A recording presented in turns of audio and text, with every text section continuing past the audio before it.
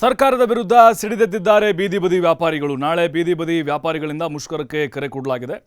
ಒತ್ತುವರಿ ತೆರವು ಖಂಡಿಸಿ ಬಂದ್ಗೆ ಕರೆ ಕೊಟ್ಟಿದ್ದಾರೆ. ಜುಲೈ 1ರಿಂದ ಫುಟ್ಪಾತ್ ಒತ್ತುವರಿ ತೆರವು ಮಾಡ್ತಿದೆ ಜಿಬಿಎ.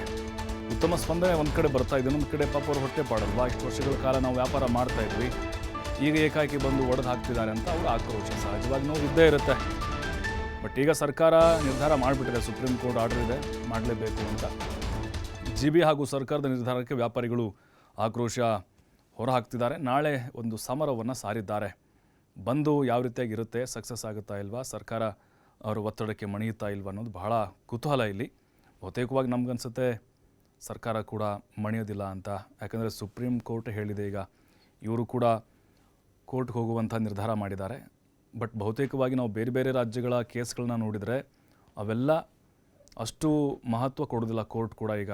ಯಾಕಂತ ಹೇಳಿದ್ರೆ ಫುಟ್ಪಾತ್ ಏನಿದೆ ಅದು ಸಾರ್ವಜನಿಕರ ಓಡಾಟಕ್ಕಿರುವಂಥ ಪ್ರದೇಶ ಅಲ್ವಾ, ಹಾಗಾಗಿ